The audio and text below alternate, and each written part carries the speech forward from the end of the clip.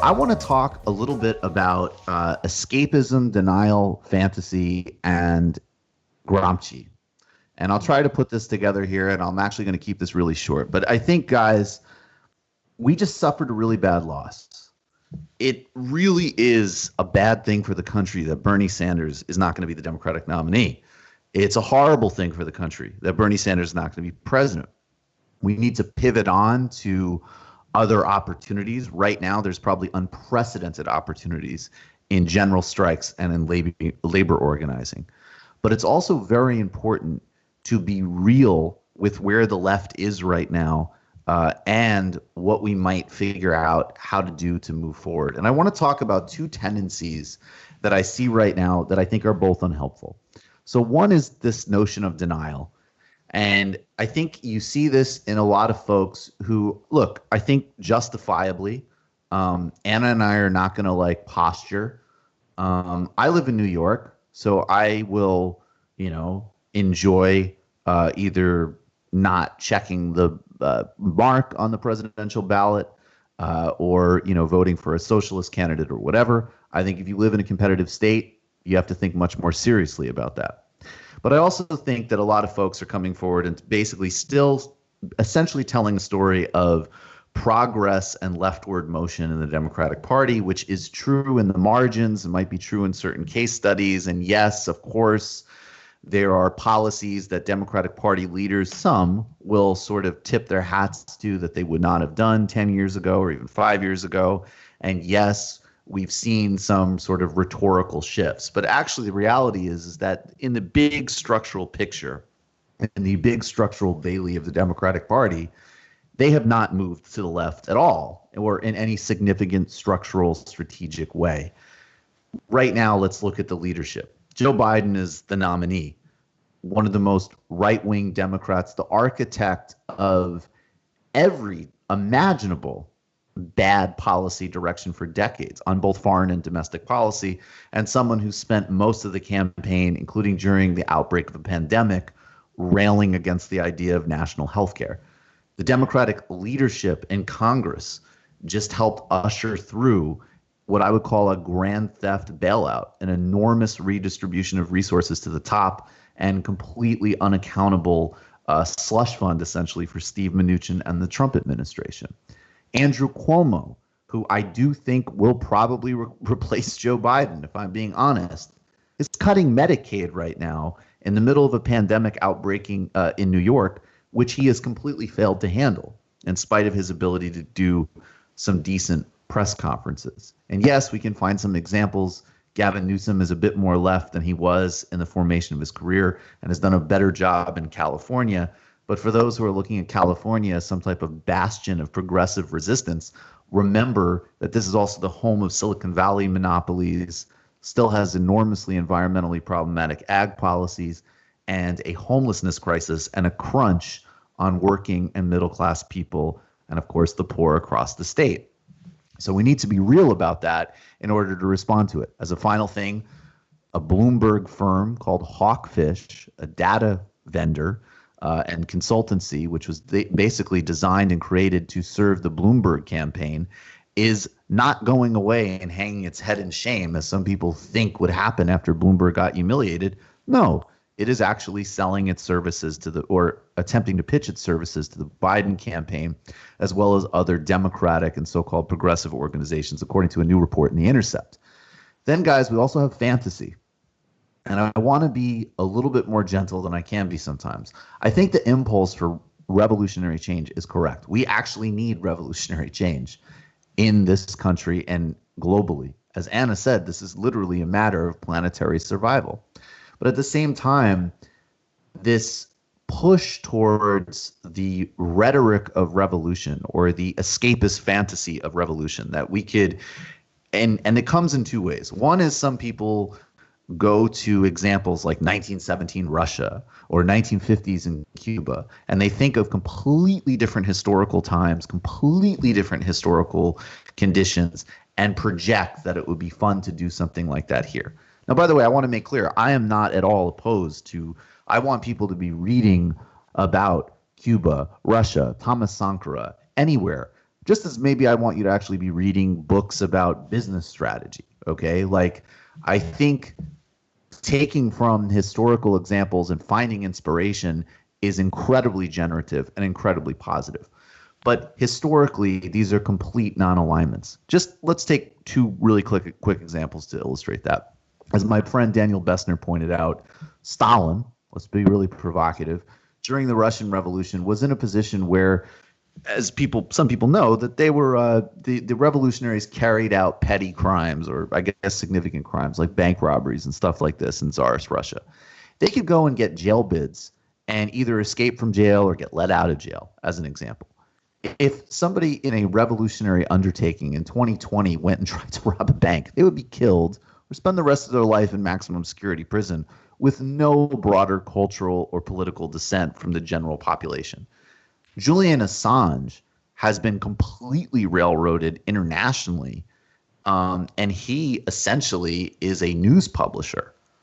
He's in a prison in the UK that also stores Al-Qaeda operatives. So we need to be real about the unprecedented power of the national security state, but also the cultural buy-in that still exists in the broader population, even as America and capital's elite internationally devastates the world. And I just want people to think of, and I'm going to quote now from a website called War of Position, and Daniel Bessner is also somebody who talks a lot about Gramsci. So, and funnily enough, I'm going to include a quote here from Pete Buttigieg's dad, or Pete Buttigieg's the better Buttigieg. This is quoting now about the difference between war of maneuver, which is about taking on state power physically, and war of position, which has to do with dealing with civil society, dealing with cultural buy-in. That was Gramsci's insight that is a lot more relevant. There wasn't much cultural buy-in to Batista in Cuba. They knew he was a gangster who treated the island as a plaything for the mafia and for the CIA and didn't give a fuck about the general population, right? So there was a war of maneuver, but there wasn't a whole lot of normal day-to-day Cubans who still had some underlying belief in the idea of the Batista state. Whereas there still are, obviously, an enormous amount of Americans that have a belief in the dominant ideas of our culture. And that's not necessarily a bad thing at all. It's not necessarily a good thing. It's just so. And Gramsci's big insight was that in particularly liberal democracies, there was a lot more buy-in on civil society. So I'm just going to quote right now. In modern democracies, direct confrontation, armed uprisings, general strike, etc. I disagree on general strike. I'll put that in because I think conditions are changing with Corona. But I'll just continue quote, will not threaten dominant groups so long as their credibility and authority is firmly rooted in civil society. Buttigieg notes, civil society, in other words, is far from being a threat to political society and liberal democracy. It reinforces it. This is the fundamental meaning of hegemony. And this is actually where, if we do our work right, we can help a little bit on the cultural terrain of changing politics. But it also means that the left needs to get back into the center of American life, understand the language of ambition, of small business, of, even as an example, when we talk about really, really important rights issues, also understanding where the broader swath of the country would be, not in terms of in any way compromising on substantive rights, but also recognizing that there will be disagreement on particular controversies, disagreement on how we talk about things, and disagreement between what people think about in the private spheres of their life versus the public spheres of their life.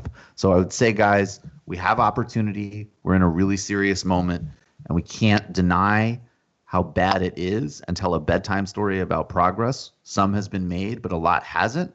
And we also cannot go into escapism and fantasy. Yeah, I love that. I have so much to say. I'm going to start off with the fantasy portion of your commentary, because Ben Burgess wrote an excellent essay that I highly recommend everyone read. He has a Patreon page. It's $5 a month, and you get to read his incredible essays. And he talked about, some of the revolution rhetoric that we hear, and the portion of the left that thinks we need an armed revolution. Now, this is I would argue, a small portion of the left, but Ben does a good job in kind of dismantling that argument, because we still have a system in place where we can really garner enough power to change things structurally, right? So we need to think strategically moving forward on how we can mobilize and organize and make that happen. But we need to be, as you often say, precise in our rhetoric, precise in our vocabulary. And we need to think about how our vocabulary could either be inclusive and appealing to a broader group of voters, or the opposite. So I didn't want to buy into this. I didn't want to believe this, but I think at this point it's irrefutably true. Americans do get turned off by the word revolution because they automatically do think of an armed revolution. They automatically do think of increased instability. And so I didn't want to accept that, but it's just the truth. If you talk to voters on the left who find the policies of Bernie Sanders incredibly appealing, they will tell you, I know, but I don't know. I just don't have the stomach for a revolution right now. I just want normalcy. And so we need to think about our rhetoric and how that has an impact in either helping the candidates we support or hurting the candidates we support. Going back to what you had to say, just about, sure, it's dire about how we haven't fundamentally moved to the left. I actually wanted to buttress that point by giving a few other examples. Just yesterday, Joe Biden extended what's being referred to as an olive branch to Bernie Sanders supporters. And it was a joke. It really was, because his proposal was to lower the Medicare age from 65 to 60. I mean, that's the kind of incremental change that you would expect from Biden without having to appeal to Bernie supporters. And then the second portion of it was, I'm going to go ahead and cancel student loan debt, but it's going to be means tested, and it will not apply to people who went to for-profit colleges, to trade schools, to grad schools. I mean, it just doesn't include so many people who desperately need student loan debt forgiveness. And so the reason why Biden did that, he was empowered to do that, is because he doesn't really see the Bernie camp as powerful. And we need to question why. You see what I'm saying? 100%. I think this is like really, and it's another area that's tricky, because I totally accept that there are people who have, like, when I was like a teenager and like in the beginning of college, I was like definitely part of a lot of like protest movements and like church basement left wing whatever. Okay, so I have some understanding, some experience in certainly like being on the streets and protesting and different types of organizing. But I have not done that for my life, right? So there's people who absolutely have a much more experience with how and know how to build a campaign and how to set up a database and do outreach and organize and all of these things. And there's a huge amount of really important skill sets in that. I mean, that's one of the reasons that I've had my good friend Joshua Kahn Russell so much on TMBS from Wildfire Project. Like, that's really important that we bridge these worlds. And at the same time, I still think there is a tendency with some folks to sort of say like, hey, like, we're the organizers, or we're the Democratic Party operatives, or we're the activists, or we're this, and this. And it's like, okay, well, guys, yes, it's been super unfavorable terrain for the left for decades, but also like just this isn't working. So I can't at the same time just like automatically valorize your experience, because we have to look at why we are where we are. And where we are is that there is not a real sector for power. There is not a real, and part of that is, I think, yes, totally there could have been tactical differences with Bernie Sanders. I think that, and I've said this before, I think the time horizon is already shrinking on this, but I think that if maybe there was like a meeting of people basically saying like, all right, we're going to do a petition, we're going to get several million people to sign that they will, and by the way, you would also have to say you would frankly vote for Joe Biden if these conditions are met, just to like keep it real. But if you said, and not just like vague promises, but like, okay, Nina Turner's vice president if she wants it, or we want Sarah Nelson at Labor. We want like these are like not just by the way like vague policy commitments, but like staffing, which is probably the most important thing. The Democratic platform, we're over that. We did that in 2016.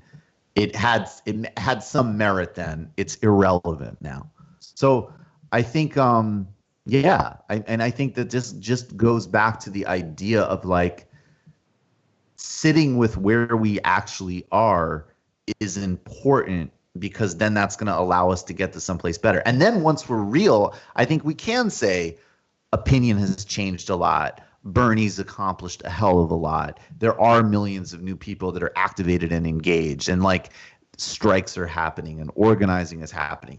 We can actually start to index all these really important things, but only if we start from like the groundwork. It's like if you go to the doctor and it's like, hey, like it's awesome, you made some strides, like you're cutting down smoking a little bit. That's awesome.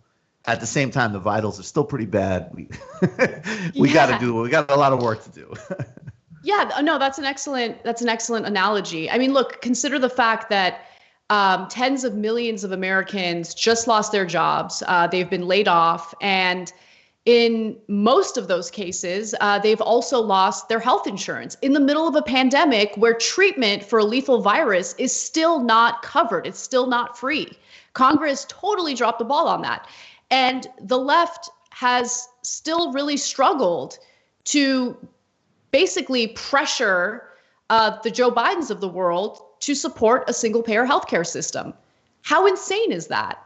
And I loved what Richard Wolff had to say in one of your recent episodes. He was talking about how we have the largest labor strike. I mean, it's not labeled a labor strike because people were forced out of their jobs due to this pandemic. But what has happened is the people with power have realized that everything really does rely on labor, right? And there's a lot of power in that. And the question is, how do we use that to our advantage? Absolutely. That is the question. And I think that is where there's real opportunity. And I think that's like the paradox of the moment.